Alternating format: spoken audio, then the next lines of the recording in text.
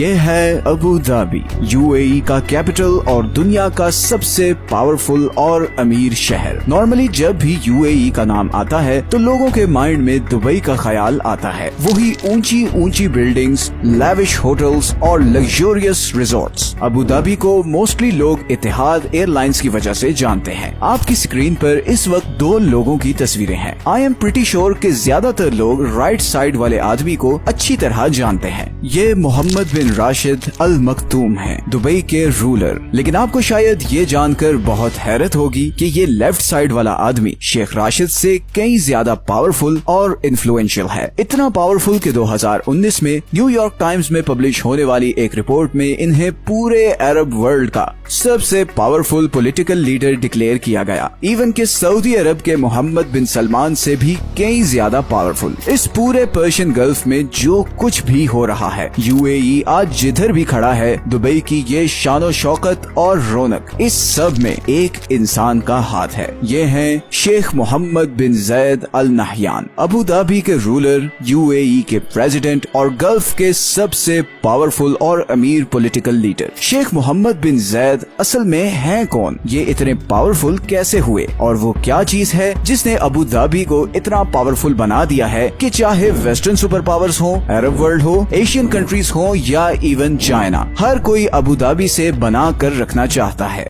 Abu Dhabi की history की बात करें तो 18वीं सदी से पहले यहाँ पर किसी भी ह्यूमन सिविलाइजेशन के कोई साइंस नहीं मिलते। हाँ, पर अबू धाबी के आसपास का ये सारा रीजन बहुत इम्पोर्टेंट था और यहाँ पर हजारों साल से छोटे छोटे कबीले आबाद थे। उस वक्त इस सारे रीजन में सबसे इम्पोर्टेंट और बड़ा ट्राइब था बनी यास। बनी यास के अंदर 20 छोटे छोटे और ट्राइब्स थे जिन्हें डिफरेंट फैमिलीज रूल करती थी। इन्हीं में से एक था अल फलासी ट्राइब। ये वही ट्राइब है जिससे अल नहयान और अल मखतूम फैमिली बिलोंग करती हैं। खैर 1761 में अल फलासी ट्राइब के कुछ लोग ताज़ा पानी की तलाश में इधर आए और फिर इधर पर्शियन गल्फ की कोस्ट लाइन पर सेटल हो गए। इसी एरिया को आज अबू धाबी कहते हैं। उस वक्त इनकी सारी इकोनॉमी पर्ल डाइविंग मतलब समंदर से मोती ढूंढ कर लाने और फिशिंग पे चलती थी। ये लोग समुद्र में गोते लगाते और मोती ढूंढ कर लाते और फिर यहाँ से ये मोती ईरान और इंडिया की मार्केट्स में भेजे जाते। मुंबई उस वक्त दुनिया की सबसे बड़ी पर्ल मार्केट थी जहाँ पर ये सारे मोती पॉलिश करके यूरोप और टर्की में भेजे जाते थे। बस इसी से इन लोगों का गुजर बसर हो रहा था और हालात ओवरऑल अच्छे खासे खराब थे। रेगिस्तान में कुछ उगता तो था नहीं और सिवाय मछली और खजूर के और कुछ खाने पीने को भी नहीं था। इसीलिए कितने 100 सालों तक अबू धाबी की पॉपुलेशन बहुत ही कम रही। इवन 20th सेंचुरी के स्टार्ट में पूरे अबू धाबी की आबादी सिर्फ 6000 थी। उसी जमाने में अबू धाबी को एक और धचका लगा जब जापान ने हाई क्वालिटी के पॉलिश्ड आर्टिफिशियल पर्ल्स बनाने शुरू कर दिए और नतीजतन अबू धाबी की पर्ल इंडस्ट्री की डिमांड बिल्कुल खत्म हो गई और फिर रही सही कसर 1929 के ग्रेट डिप्रेशन ने पूरी कर दी। हालात बहुत खराब हो चुके थे, हर तरफ गरीबी और भूख के डेरे थे और ये हालात सिर्फ अबू धाबी के ही नहीं बल्कि दुबई, शारजा,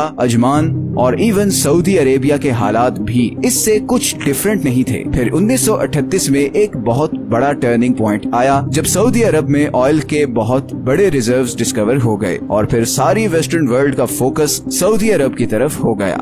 उस वक्त अबू धाबी के रूलर शख्बुत बिन सुल्तान अल नहयान थे। सऊदी अरब में ऑयल की डिस्कवरी को देखते हुए उन्होंने वेस्टर्न कंपनीज को फुल परमिशन दे दी कि वो अबू धाबी में भी ऑयल के रिजर्व्स की खोज लगाएं। मगर अगले ही साल वर्ल्ड वॉर 2 शुरू हो गई और ये एक्सप्लोरेशन का काम रुक गया। वर्ल्ड वॉर 2 खत्म होने के बाद दुनिया तेजी से इंडस्ट्रियलाइजेशन की तरफ बढ़ना शुरू हुई और इसीलिए तेल की डिमांड भी बहुत ज्यादा बढ़ गई। इसीलिए वेस्टर्न कंपनीज ने एक बार फिर अबू धाबी में तेल की खोज का काम तेज कर दिया और फिर 1958 में अबू धाबी में ऑयल के रिजर्व्स डिस्कवर हो गए। लेकिन इस डिस्कवरी के बाद भी अबू धाबी के हालात नहीं बदले क्योंकि शेख शख्बुत तेल से मिलने वाले पैसों को लेकर कुछ ज्यादा ही केयरफुल थे। उनको ये लगता था कि ये ऑयल रिजर्व्स बड़ी लिमिटेड क्वांटिटी में हैं और अबू धाबी को बहुत सालों बाद ये रिजर्व्स मिले हैं, तो अगर ये एक्सप्लोरेशन इसी तेजी के साथ जारी रखी गई तो कहीं ये रिजर्व्स खत्म ना हो जाए। उन्हें शायद उस वक्त इस चीज का अंदाजा नहीं था कि अबू धाबी के पास दुनिया के छठे सबसे बड़े ऑयल के रिजर्व्स हैं। शेख शखबुत ने ब्रिटिश कंपनीज को मजीद तेल एक्सप्लोर करने से रोक दिया और इसके नतीजे में अल नहयान फैमिली के बाकी मेंबर्स में बहुत ज्यादा फ्रस्ट्रेशन बढ़ने लगी। एक तरफ Saudi Arab billions of dollars का ऑयल अब एक्सपोर्ट कर रहा था और इधर इतने बड़े रिजर्व्स होने के बावजूद अबू धाबी के हालात सिर्फ इतने ही बदले थे कि कुछ सड़कें और फुटपाथ पक्के बन गए थे। लेकिन फिर 1966 में शेख ज़ैद बिन सुल्तान ने एक मिलिट्री कू के जरिए अपने भाई को रिप्लेस कर दिया और अबू धाबी के रूलर बन गए। और यही था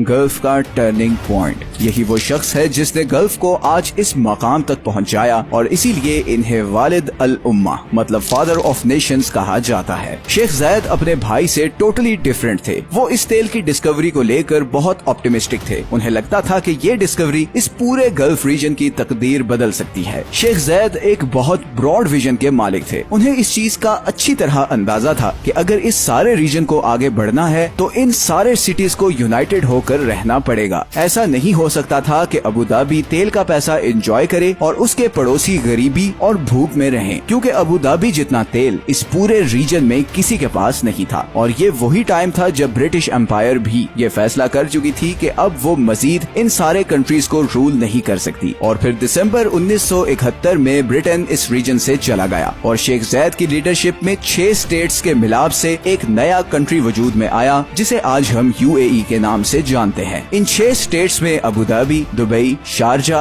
अजमान, उम्मुल कुवैन और फुजैरा शामिल थे। और फिर एक साल बाद ही 1972 में रास अल खैमा भी UAE का पार्ट बन गया। अबू धाबी इस नए कंट्री का कैपिटल बन गया और शेख ज़ैद बिन सुल्तान अल नहयान UAE के पहले प्रेसिडेंट बन गए। शेख ज़ैद ने सबसे पहले बेसिक नेसेसिटीज पर पैसा खर्चना शुरू किया। रोड नेटवर्क्स की कंस्ट्रक्शन शुरू की गई जो अबू धाबी को आसपास के विलेजेस से कनेक्ट करने वाली थी। बिजली पैदा करने वाले प्रोजेक्ट्स लॉन्च किए गए। अबू धाबी के नॉर्थ में कोस्ट लाइन के साथ समुद्री तूफान से बचने के लिए एक दीवार बनाई गई। इसके बाद शेख ज़ैद ने अपना सारा फोकस इंफ्रास्ट्रक्चर को डेवलप करने पर कर दिया। Schools, hospitals, government buildings, police, army, जो भी बेसिक डिपार्टमेंट्स होते हैं किसी भी कंट्री को चलाने के लिए, उन सब को state of the art equipment और ट्रेनिंग दी गई। अब क्योंकि दुबई के पास ऑयल के बहुत ज्यादा रिजर्व्स नहीं थे तो शेख ज़ैद ने दुबई के रूलर अल मक्तूम बिन राशिद को ये मशवरा दिया कि वो दुबई का इंफ्रास्ट्रक्चर डेवलप करें और 2 चीजों के जरिए दुबई की तकदीर बदलें। एक दुबई का सी पोर्ट और दूसरा टूरिज्म।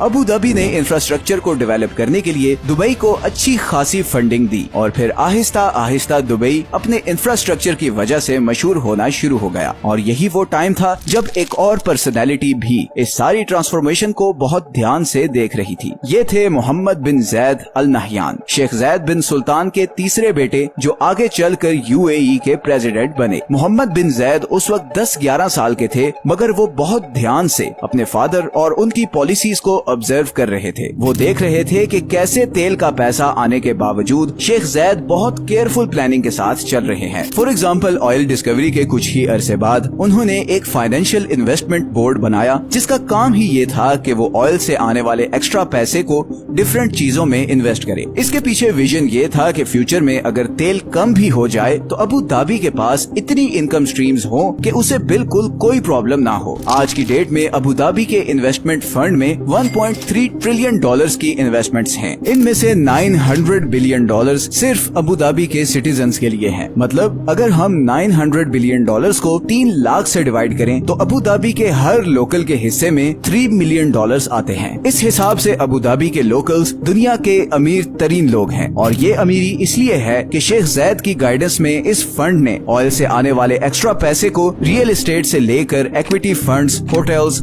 एयरपोर्ट्स, फैक्ट्रीज और इवन बैंक्स में भी इन्वेस्ट किया। और इसीलिए जब भी कोई इकोनॉमिक क्राइसिस आता है तो अबू धाबी को कोई खास फर्क नहीं पड़ता। और इसी की एग्जांपल है कि 2008 में जब फाइनेंशियल क्राइसिस आया और दुबई की इकोनॉमी क्लैप्स कर गई तो अबू धाबी ने ही 10 बिलियन डॉलर्स का लोन देकर दुबई को बेल आउट किया और इसी के बदले में दुबई की इस मशहूर ऊंची बिल्डिंग का नाम बुर्ज दुबई से चेंज करके अबू धाबी के रूलर के नाम पर बुर्ज खलीफा किया गया। आज भी दुबई का डेट करीबन 90 बिलियन डॉलर्स है, जिसमें से 20 बिलियन डॉलर्स तो सिर्फ अबू धाबी से लिया हुआ लोन है जो दुबई ने अभी तक वापस नहीं किया। तो ये थी अबू धाबी की इकोनॉमिक स्ट्रेंथ। अभी तो दो और चीजें हैं जिनकी वजह से अबू धाबी पूरे गल्फ पर बाजी ले गया है। मोहम्मद बिन ज़ैद की जिंदगी का एक बड़ा पोर्शन मिलिट्री में गुजरा है। सिर्फ 20 साल की उम्र में उन्होंने अमीराती एयरफोर्स ज्वाइन की और फिर 1991 में जब सद्दाम हुसैन ने कुवैत पर अटैक किया तो इराक के खिलाफ सारी मिलिट्री स्ट्रगल को उन्होंने ही लीड किया। शायद इसी आर्मी बैकग्राउंड की वजह से मोहम्मद बिन ज़ैद को ये जुनून हुआ कि वो अमीराती आर्मी को अरब वर्ल्ड की सबसे पावरफुल आर्मी बनाए।